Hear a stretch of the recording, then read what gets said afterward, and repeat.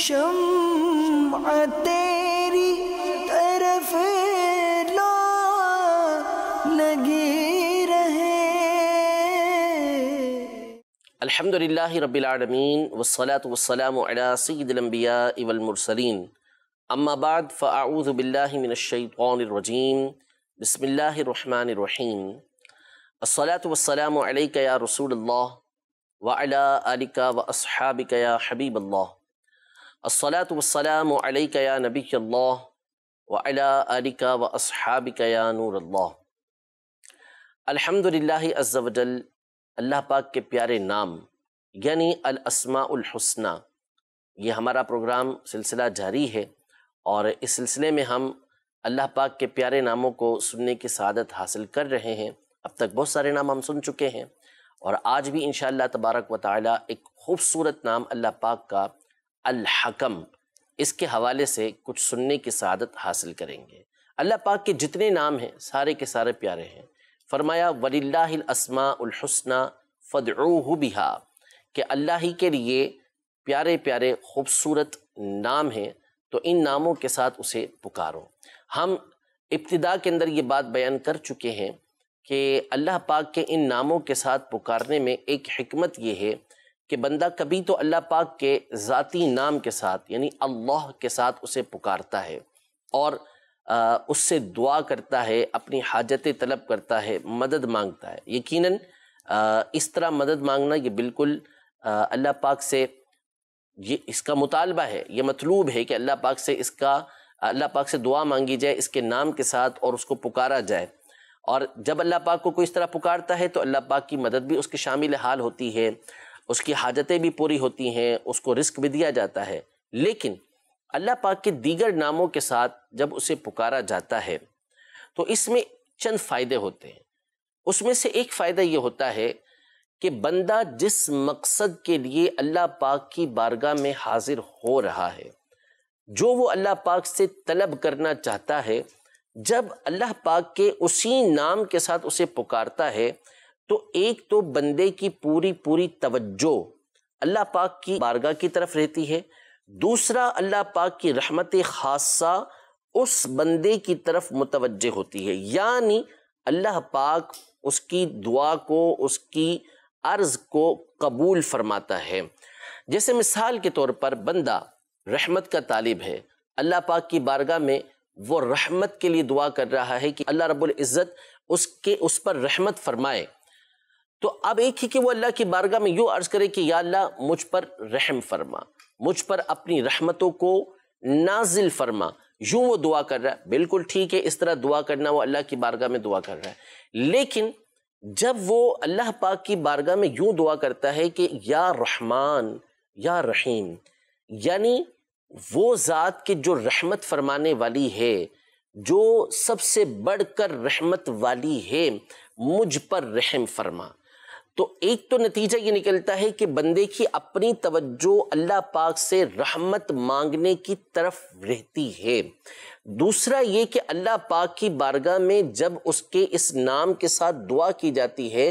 تو گویا اللہ پاک کی بارگاہ میں اس کی رحمت کا وسیلہ پیش کیا جا رہا ہے کہ اللہ تجھے تیری رحمت کا واسطہ کہ تو رحمان ہے، تو رحیم ہے، مجھ پر رحم فرما، مجھ پر رحمت فرما۔ تو یقیناً اس سے اللہ پاک کی رحمت زیادہ اس بندے کے اوپر ہوتی ہے۔ رزق کا بندہ طالب ہے، اللہ پاک کی بارگاہ میں رزق طلب کر رہا ہے کہ مجھے رزق حلال وسیع عطا فرما، جب اللہ پاک کی بارگاہ میں دعا کرتا ہے تو ایک ہے کہ یا اللہ مجھے رزق حلال عطا فرما، آسان رزق عطا فرما۔ یقیناً دعا کرنا درست ہے، اللہ پاک دعا کو بھی قبول فرماتا ہے، لیکن بندہ اللہ پاک کی بارگاہ میں عرض کرتا ہے کہ یا رزاق، اے رزق دینے والے، یا خیر الرازقین، اے سب سے بڑھ کر سب سے بہتر رزق دینے والے۔ جب وہ اللہ کی بارگاہ میں ان ناموں کے ساتھ عرض کرتا ہے تو ایک تو یہ کہ بندے کی توجہ دعا میں اللہ پاک کی بارگاہ کی طرف رہتی ہے، دوسرا یہ کہ اللہ پاک کی خاص رحمت رزق کے حوالے سے اس بندے کی طرف متوجہ ہوتی ہے اور اس کے مسائل حل ہو جاتے ہیں، اس کے مصائب دور ہو جاتے ہیں۔ اس لیے اللہ پاک کے مختلف ناموں کا علم ہونا، اللہ پاک کے مختلف ناموں کے ساتھ اس کو پکارنا، اس کا ایک فائدہ یہ حاصل ہوتا ہے کہ بندہ اللہ پاک کی بارگاہ میں خشوع اور خضوع کے ساتھ، توجہ کے ساتھ، دل کی حاضری کے ساتھ دعا کر سکتا ہے۔ آج کا جو نام ہے وہ ہے الحکم، جس کا مطلب ہوتا ہے فیصلہ کرنے والا، جس کا مطلب ہوتا ہے لوگوں کے درمیان جو معاملات ہیں ان کو حل کرنے والا۔ حاکم کے معنی میں یہ حکم ہوتا ہے۔ اس نام کے بھی بہت سارے فائدے ہیں، بہت سارے اس حوالے سے مدنی پھول موجود ہیں۔ اس نام کا ہم سے کیا تقاضا ہے، اس حوالے سے بھی علماء نے بہت ساری باتیں بیان کی ہیں۔ چند ایک باتیں اس حوالے سے آپ کی بارگاہ میں عرض کرتا ہوں۔ سب سے پہلے تو ایک واقعہ جو حدیث کی مشہور کتاب سنن ابی داؤد میں موجود ہے، امام ابو داؤد رحمۃ اللہ تعالی علیہ سیدنا حانی رضی اللہ تعالی عنہ سے روایت کرتے ہیں۔ وہ کہتے ہیں کہ نبی پاک صلی اللہ علیہ وسلم کی بارگاہ میں ایک وفد یعنی ڈیلیگیشن یہ حاضر ہوا، اور آپ فرماتے میں بھی اس کے اندر موجود تھا۔ تو حضور اکرم صلی اللہ علیہ وسلم نے سنا کہ لوگ مجھے ابو الحکم کہہ رہے ہیں، ابو الحکم یعنی میری جو کنیت ہے وہ ابو الحکم تھی۔ تو نبی پاک صلی اللہ علیہ وسلم نے مجھے بلایا اور ارشاد فرمایا ان اللہ هو الحکم وإلیہ الحکم، یعنی بے شک اللہ ہی حکم ہے، اللہ ہی فیصلہ فرمانے والا ہے اور اسی کی طرف سے فیصلہ ہے۔ فَلِمَا تُكْنَا ابا الحکم، تو تمہیں لوگ کس بنیاد پر ابو الحکم کنیت دے رہے ہیں اور ابو الحکم کہہ کے پکار رہے ہیں؟ تو میں نے بارگاہ رسالت میں عرض کی کہ ان قومی اذا اختلفوا فی شیء، جب میری قوم کا کسی معاملے کے اندر اختلاف ہوتا ہے فاتونی، وہ لوگ میرے پاس آتے ہیں اور میں ان کے درمیان فیصلہ کرتا ہوں، تو میرے فیصلے کی وجہ سے یہ راضی ہو جاتے ہیں، اس وجہ سے یہ لوگ مجھے ابو الحکم کہتے ہیں۔ تو نبی پاک صلی اللہ تعالی علیہ وآلہ وسلم نے ان سے ارشاد فرمایا کہ ما احسن ھذا، بہت اچھی بات ہے، یعنی تمہارا انصاف کے ساتھ فیصلہ کرنا، عدل و انصاف کرنا اور تمہارے فیصلے پر دونوں فریقوں کا راضی ہو جانا بہت اچھا ہے۔ پھر فرمایا کہ فما لکا من الولد، کہ کیا تمہاری اولاد ہے، یعنی تمہارا فیصلہ کرنا اپنی جگہ پر، لیکن ذرا یہ بتاؤ تو صحیح تمہاری اولاد ہے؟ حضرت حانی رضی اللہ تعالیٰ عنہ فرماتے ہیں کہ میں نے عرض کی کہ جی ہاں میرے 3 بیٹے ہیں، شریح ہیں، مسلم ہیں اور عبداللہ ہیں۔ تو نبی پاک صلی اللہ تعالی علیہ وآلہ وسلم نے ارشاد فرمایا فمن اکبرہم، ان میں سب سے بڑا کون ہے؟ تو حضرت حانی عرض کرتے ہیں بارگاہ رسالت میں کہ سب سے بڑے شریح ہیں۔ تو نبی پاک صلی اللہ علیہ وسلم نے ان سے ارشاد فرمایا کہ فأنت ابو شریح، آپ کی جو کنیت ہے اب وہ ابو شریح ہے، یعنی ان کی کنیت تھی ابو الحکم،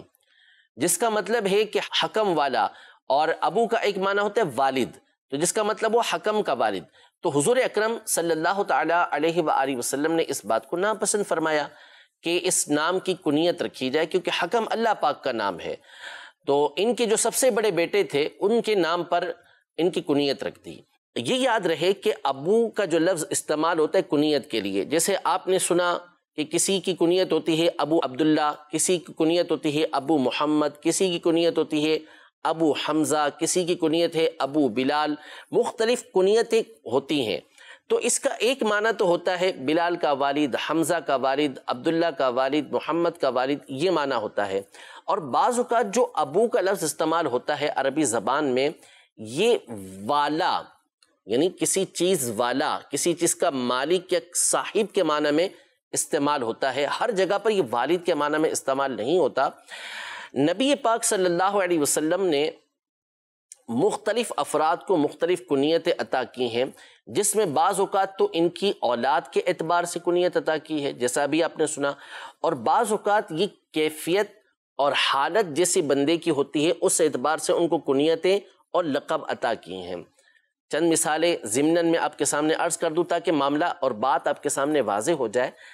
کہ جیسے مثال کے طور پر سب سے پہلی میٹھی میٹھی مثال، بڑی خوبصورت مثال، نبی پاک صلی اللہ تعالی علیہ وآلہ وسلم حضرت سیدہ فاطمہ زہرا رضی اللہ تعالی عنہا کے گھر تشریف لے کر آئے۔ حضرت مولا کائنات مولا مشکل کشا رضی اللہ تعالی عنہ گھر پر موجود نہیں تھے۔ پوچھا کہ وہ کہاں ہیں؟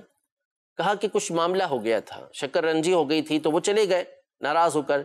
اور یہاں قیلولہ نہیں کیا۔ نبی پاک صلی اللہ تعالی علیہ وآلہ وسلم نے کسی کو کہا کہ جا کے ذرا دیکھو کہ وہ کہاں ہیں. تو وہ گئے اور دیکھا کہ حضرت علی رضی اللہ تعالیٰ عنہ مسجد میں لیٹے ہوئے تھے، آرام کر رہے تھے. نبی پاک صلی اللہ تعالیٰ علیہ وآلہ وسلم مسجد میں تشریف لائے تو دیکھا حضرت علی رضی اللہ تعالیٰ عنہ کروٹ کے بل لیٹے ہوئے ہیں اور ان کے پہلو کے اوپر مٹی لگی ہوئی تھی. نبی پاک صلی اللہ علیہ وسلم ان کے پہلو سے مٹی ہٹاتے جاتے اور فرماتے جاتے قم یا ابا تراب، قم یا ابا تراب، یعنی مٹی والے کھڑے ہو، مٹی والے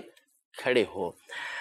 یعنی جس کیفیت میں نبی پاک صلی اللہ علیہ وسلم نے مولا کائنات مولا مشکل کشا رضی اللہ تعالی عنہ کو ملاحظہ کیا، اسی اعتبار سے ان کو کنیت عطا کر دی ابو تراب. تو مٹی والا، حالانکہ مولا کائنات مولا مشکل کشا رضی اللہ تعالی عنہ کی جو کنیت تھی وہ ابو الحسن تھی. آپ کے بڑے بیٹے امام حسن مجتبی رضی اللہ تعالی عنہ کے اعتبار سے آپ کی کنیت ابو الحسن تھی، لیکن نبی پاک صلی اللہ علیہ وسلم نے ان کو کنیت عطا کی ابو تراب. تو وہاں ابو الحسن کا معنی ہے حسن کے والد، اور یہاں ابو تراب کا معنی ہے مٹی والے. اس کی دوسری مثال جیسے ابو ہریرہ رضی اللہ تعالی عنہ، ہریرہ کہتے ہیں چھوٹی بلی کو، تو نبی پاک صلی اللہ علیہ وسلم نے سیدنا ابو ہریرہ رضی اللہ تعالی عنہ کو ملاحظہ کیا کہ یہ بلیوں سے بڑی محبت کرتے تھے، اور ایک مرتبہ ایک چھوٹی سی بلی ان کے آستین میں لیٹی ہوئی تھی. تو نبی پاک صلی اللہ علیہ وسلم نے ان کو ان کی اس حالت کا لحاظ کرتے ہوئے کنیت عطا کی یا ابا ہریرہ، یعنی اے ابو ہریرہ. اس کے بعد سے ان کی یہی کنیت مشہور ہو گئی. حضرت سفینہ رضی اللہ تعالی عنہ کو دیکھا کہ بہت سارا سامان سر پہ اٹھائے ہوئے ہیں. سفینہ کہتے ہیں کشتی کو. تو نبی پاک صلی اللہ علیہ وسلم نے جب ان کو دیکھا کہ بہت سارا سامان اٹھائے ہوئے ہیں تو ان کا لقب ہی ہو گیا سفینہ. فرمایا انت سفینہ، تم تو سفینہ ہو، کشتی بنے ہوئے ہو. اس کے بعد سے ان کو سفینہ ہی کہا جانے لگا. تو جو کنیت ہے یہ رکھنی چاہیے، اور اچھی سے اچھی کنیت رکھنی چاہیے. چونکہ انہوں نے ابو الحکم کنیت رکھی ہوئی تھی، اس لیے نبی پاک صلی اللہ علیہ وسلم نے اس کنیت کو تبدیل فرما دیا. حکم کا معنی ہے فیصلہ کرنے والا، حاکم،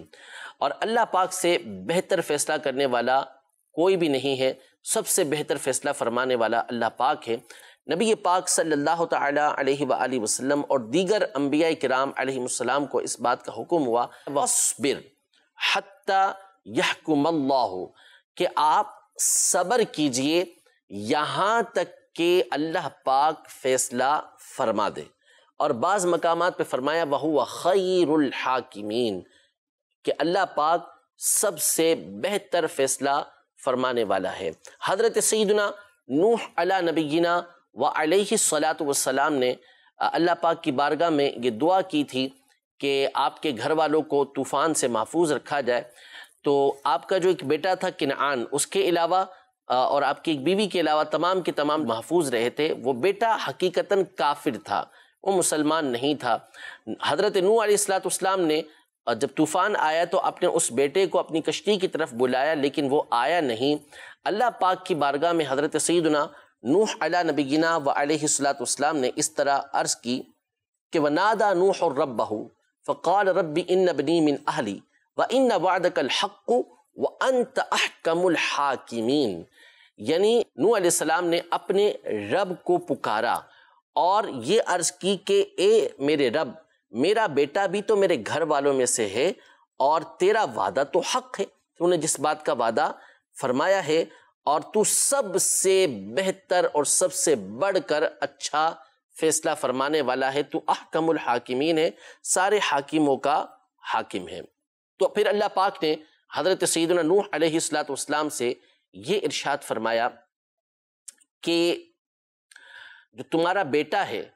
وہ تمہارے گھر والوں میں سے نہیں ہے، یعنی حقیقی طور پر تمہارے گھر والے وہی ہیں جو مسلمان ہیں، اور تمہارا بیٹا چونکہ مسلمان نہیں ہے تو لیس من اہلک، وہ آپ کے گھر والوں میں سے نہیں ہے. یعنی فیصلہ یہ بالکل درست ہے کہ جو ایمان لے کر آیا آپ پر، اللہ تبارک و تعالیٰ پر، تو اس کو تو اللہ پاک اس طوفان سے محفوظ فرمائے گا، لیکن جو ایمان لے کر نہیں آیا تو اب درست فیصلہ یہ ہے کہ اس کو اس طوفان کے اندر غرق کر دیا جائے، اور آپ کا وہ بیٹا حقیقتاً آپ کی اہل میں سے، آپ کے گھر والوں میں سے نہیں ہے، کیونکہ وہ آپ کے اوپر ایمان لے کر نہیں آیا ہے. یہاں یہ بات واضح رہے کہ اللہ پاک کا جو فیصلہ ہے اس کے اندر ظلم کا کوئی شائبہ نہیں ہے۔ جو وہ فیصلہ فرماتا ہے وہ حق فیصلہ فرماتا ہے، اور بندوں کو بھی وہی فیصلہ کرنا ہوتا ہے کہ جو اللہ پاک کی طرف سے مقرر کردہ حکم ہے۔ اللہ پاک کے نام الحکم کے حوالے سے علماء نے یہ بیان فرمایا کہ چونکہ اللہ پاک حق اور باطل کے درمیان فیصلہ فرمانے والا ہے، مظلوم اور ظالم کے درمیان فیصلہ فرمانے والا ہے، شقی اور سعید کے درمیان فیصلہ فرمانے والا ہے، کون بدبخت ہے کون جو ہے وہ خوش بخت ہے، اس حوالے سے فیصلہ فرمانے والا ہے۔ تو اس نام کا ایک تقاضا علماء نے یہ بیان کیا کہ اللہ پاک کا چونکہ جو انصاف ہے، جو عدل ہے، جو اس کا حکم ہے، وہ ظلم کے شائبے سے بھی، اس کے شبے سے بھی پاک ہے، لہذا بندے کو اس حوالے سے ڈرنا چاہیے کہ کہیں ایسا نہ ہو کہ وہ دنیا کے اندر کسی پر ظلم کرے، کسی کے ساتھ نا انصافی کرے، اور قیامت کے دن اللہ پاک اس کی پکڑ فرما لے، اور نتیجہ یہ نکلے کہ جب اللہ پاک پکڑ فرمائے گا اور فیصلہ فرمائے گا تو چونکہ وہ عدل و انصاف کے ساتھ فیصلہ فرمائے گا، اور بندہ اس وقت کہیں اس کے غضب کا شکار نہ ہو جائے، اس کے غضب کے اندر گرفتار نہ ہو جائے اور اس کو جہنم کے اندر داخل نہ کر دیے جائے۔ اس لیے اللہ پاک کے نام الحکم کا تقاضا یہ ہے کہ بندہ دنیا میں کسی کے اوپر ظلم نہ کرے۔ اسی لیے ایک حدیث مبارکہ میں نبی پاک صلی اللہ تعالی علیہ وآلہ وسلم نے ارشاد فرمایا، صحیح حدیث مبارکہ بخاری شریف کے اندر ہے، ارشاد فرمایا کہ من کانت لہ مظلمۃ لأخیہ من عرضہ او شیء، کہ جس نے اپنے کسی بھائی کے اوپر کوئی ظلم کیا ہوا ہے، اس کی عزت کے حوالے سے یا کسی اور حوالے سے، تو اسے چاہیے کہ قیامت کا دن آنے سے پہلے پہلے آج ہی وہ اس حوالے سے خلاصی حاصل کر لے، یعنی اس کا فیصلہ کروا لے کہ اگر اس کے اوپر ظلم کیا ہے تو اس سے معافی مانگ لے، تلافی جو ہونی ہے وہ تلافی اس کی کر دے، قبل اس کے کہ وہ دن آئے کہ جس میں نہ دینار ہوگا نہ درہم ہوگا۔ یعنی قیامت کا دن جب آ جائے گا، فیصلہ ہو رہا ہوگا، تو وہاں پر درہم اور دینار کے ذریعے فیصلہ نہیں ہوگا۔ دنیا میں اگر چاہتے ہو کہ فیصلہ ہو جائے درہم و دینار کے ذریعے تو کر لو، قبل اس کے کہ وہ دن آ جائے کہ جس میں نہ دینار ہوگا نہ درہم ہوگا۔ ان کان لہ عمل صالح اخذ منہ بقدر مظلمتہ وان لم تکن لہ حسنات اخذ من سیئات صاحبہ فحمل علیہ۔ یعنی اللہ پاک فیصلہ فرمائے گا، ہوگا کیا کہ قیامت کے دن اگر جس نے کسی پر ظلم کیا ہوگا، اس ظالم کے پاس اگر تو کوئی نیک عمل ہے، کوئی نیک عمل اس کے پاس ہے، تو اس کی نیکیوں میں سے لے کر وہ مظلوم کو دے دیا جائے گا، کیونکہ وہاں پہ درہم و دینار تو ہے نہیں۔ اور اگر اس ظلم کرنے والے کے پاس، اس نا انصافی کرنے والے کے پاس کوئی نیکی نہیں ہے، تو نتیجہ یہ نکلے گا کہ مظلوم کے گناہ لیے جائیں گے اور اس ظالم کے اوپر ڈال دیے جائیں گے۔ فرمایا اس دن کے آنے سے پہلے پہلے جو کسی پر ظلم کرنے والا ہے، نا انصافی کرنے والا ہے، کسی کی عزت کو خراب کرنے والا ہے، اسے چاہیے کہ اس دن کے آنے سے پہلے پہلے خلاصی حاصل کر لے، ورنہ اس دن نہ درہم ہوں گے نہ دینار ہوں گے، نیکیاں لے لی جائیں گی، مظلوم کو دے دی جائیں گی، نیکیاں نہیں ہیں تو مظلوم کی گناہوں کو لے کے ظالم کے اوپر ڈال دیا جائے گا۔ تو اس لیے اللہ پاک کے نام الحکم کا یہ تقاضا ہے کہ بندہ کسی کے اوپر ظلم نہ کرے۔ دوسرا یہ کہ اگر بندے کو کسی کے درمیان فیصلہ کرنے والا بنایا جائے تو اللہ پاک جو حاکم ہے، جو حکم ہے، اور وہ ایسا فیصلہ فرماتا ہے کہ جس کے اندر ظلم کا کوئی شبہ بھی نہیں ہے، تو بندے کا جو الحکم کے حوالے سے تقاضا ہے کہ وہ کیا اس نام کے حوالے سے کرے، تو وہ یہ بھی ہے کہ اگر اس کو کسی مقام پہ قاضی بنایا جا رہا ہے، کسی مقام پہ فیصلہ کرنے والا بنایا جا رہا ہے، تو اسے چاہیے کہ عدل و انصاف کے ساتھ کام لے۔ اگر وہ عدل و انصاف کے ساتھ کام نہیں لے گا تو پھر وہ اللہ پاک کے اس نام الحکم کے مطابق عمل کرنے والا نہیں ہے۔ قرآن مجید فرقان حمید میں اللہ جل شانہ نے ارشاد فرمایا، ان الحکم الا للہ، کہ حکم تو اللہ ہی کا ہے، یعنی جو فیصلہ ہے وہ اللہ پاک ہی کا فیصلہ ہے۔ ومن لم يحکم بما انزل اللہ فأولئک هم الکافرون ومن لم يحکم بما انزل اللہ فأولئک هم الظالمون ومن لم يحکم بما انزل اللہ فأولئک هم الفاسقون۔ اللہ پاک نے یہ ارشاد فرمایا کہ جو اللہ کے نازل کردہ قرآن کے مطابق، اس کے احکام کے مطابق، اس کی آیتوں کے مطابق فیصلہ نہیں کرتا تو کبھی اس کے لیے فرمایا کہ وہ کافر ہے، کبھی فرمایا کہ وہ ظالم ہے، کبھی فرمایا کہ وہ فاسق ہے۔ یعنی اگر وہ اللہ تبارک و تعالیٰ کے نازل کردہ احکامات کو تسلیم نہیں کرتا اور تسلیم نہ کرنے کے بعد اگر وہ اس کے خلاف فیصلہ کرتا ہے تو اس صورت میں وہ کافر قرار پائے گا، کہ اللہ پاک کے حکم کو جو تسلیم نہ کرے، جو نہ مانے، کہ وہ اس کو حق نہیں مانتا، اس کو درست نہیں مانتا، وہ دائرہ اسلام کے اندر باقی رہ نہیں سکتا، وہ ظاہر ہے کہ کافر ہو جائے گا۔ تو اصل یہ ہے کہ بندہ اللہ پاک کے جو نازل کردہ احکامات ہیں اسی کے مطابق فیصلہ کرے، اور اس میں ظاہر ہے کہ جب وہ اللہ پاک کے نازل کردہ احکامات کے مطابق فیصلہ کرے گا تو ہمیشہ عدل و انصاف کے ساتھ یہ فیصلہ کرتا رہے گا۔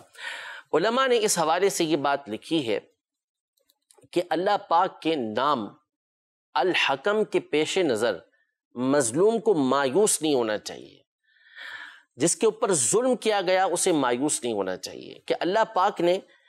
اس بات کا فیصلہ فرمانا ہے کہ یا تو دنیا میں ہی اللہ جل شانہ اس کو بدلہ دے گا، یعنی اگر اس پر کسی ظالم نے ظلم کیا ہے تو اللہ پاک الحکم ہے، وہ فیصلہ فرمانے والا ہے، مظلوم کو اس کا بدلہ ضرور دیا جائے گا۔ اور اگر دنیا کے اندر ظاہری اعتبار سے اس کا فیصلہ نہ ہوا، مظلوم دنیا سے رخصت ہو جاتا ہے اور ہمیں یہ نظر آ رہا ہے کہ اس کو انصاف نہیں مل پایا یا ظالم سے بدلہ نہیں مل پایا، تو حقیقتاً ایسا نہیں۔ اللہ پاک نے جو آخرت قائم فرمانی ہے اس کے اندر ایک حکمت علماء نے یہی بیان کی ہے کہ دنیا کے اندر جو ظلم کرنے والا ہے یا جس پر ظلم ہوا ہے تو ان دونوں کے حوالے سے آخرت میں فیصلہ ہوگا۔ یعنی مظلوم اگر آخرت ہوتی ہی نہ سرے سے تو مظلوم کو انصاف کب ملتا؟ دنیا میں نہیں مل پائے تو کب ملے گا؟ تو آخرت برپا کرنے کا جو ایک مقصد ہے، آخرت قائم کرنے کا جو ایک مقصد ہے وہ یہ بھی ہے کہ ظالم سے مظلوم کا بدلہ دلوایا جائے۔ تو مظلوم کو مایوس نہیں ہونا چاہیے کہ اگر اس کے اوپر ظلم ہوا ہے تو یا تو اللہ پاک دنیا میں ہی اس کو بدلہ دلوائے گا، اور بالفرض اگر اسے دنیا کے اندر بدلہ نہ ملا تو قیامت کے دن اللہ پاک اس کو بدلہ عطا فرمائے گا۔ اب وہ کیسا بدلہ ہوگا وہ اللہ پاک بہتر جانتا ہے۔ احادیث طیبہ کے اندر اس کی مختلف صورتیں بیان ہوئی ہیں۔ کبھی تو ایسا ہوگا کہ اللہ پاک کی رحمت جوش پر ہوگی تو ظالم و مظلوم کے درمیان اللہ پاک صلح فرما دے گا، کبھی اللہ پاک غضب فرمائے گا کسی پر تو ظالم کی نیکیاں مظلوم کو دے دی جائیں گی۔ ایک حدیث پاک میں، مسلم شریف کی حدیث پاک ہے، نبی پاک صلی اللہ علیہ وسلم نے ارشاد فرمایا، صحابہ کرام علیہ رضوان سے پوچھا کہ تم میں مفلس کون ہے، یعنی تم مفلس کسے سمجھتے ہو؟ تو صحابہ نے عرض کی کہ جس کے پاس مال نہ ہو، دولت نہ ہو، ہم تو اسے ہی مفلس سمجھتے ہیں کہ اس کے پاس کچھ بھی نہیں ہے۔ تو حضور اکرم صلی اللہ علیہ وسلم نے ارشاد فرمایا کہ میری امت میں سے، مفہوم یہ ہے حدیث پاک کا کہ میری امت میں سے مفلس وہ ہے کہ جو قیامت کے دن بڑی بڑی نیکیاں لے کر آئے گا، لیکن اس کو مارا ہوگا، اس کا مال دبایا ہوگا، اس کو گالی دی ہوگی، اس پر ظلم کیا ہوگا، تو جو مظلوم ہوں گے وہ آتے جائیں گے اور ظالم کی نیکیاں لیتے چلے جائیں گے حتیٰ کہ وہ خالی ہو جائے گا اور اس ظالم کو جہنم کے اندر ڈال دیا جائے گا۔ پہاڑ کے برابر نیکیاں لایا ہوگا، لیکن ساری کے ساری ظلم کی وجہ سے یہ مظلوموں کے پاس چلے جائیں گی اور اس شخص کو جہنم کے اندر ڈال دیا جائے گا۔ تو اس لیے مظلوم کو مایوس نہیں ہونا چاہیے، اور جو ظالم ہے اس کو ڈرتے رہنا چاہیے کہ اللہ جل شانہ نے اپنا نام الحکم بیان فرمایا ہے، جس کا معنی ہوتا ہے کہ بہت زیادہ انصاف کے ساتھ فیصلہ فرمانے والا۔ اللہ پاک ہم سب کو اپنے اس نام کے تقاضے پر عمل پیرا ہونے کی توفیق عطا فرمائے، اور ہم سب کو عدل و انصاف کے ساتھ کام لینے کی توفیق عطا فرمائے۔ ظلم کرنے سے اور ہم پر ظلم ہو، اللہ پاک ان دونوں چیزوں سے ہمیں محفوظ فرمائے، ہمارے والدین اور ہماری آل اولاد اور ہمارے خاندان بھر کو اس سے محفوظ فرمائے، اور قیامت کی بالخصوص رسوائی سے اللہ پاک ہمیں محفوظ فرمائے۔ آمین بجاہ النبی الامین صلی اللہ تعالی علیہ وآلہ وسلم۔ مانندے شمع تیری لگی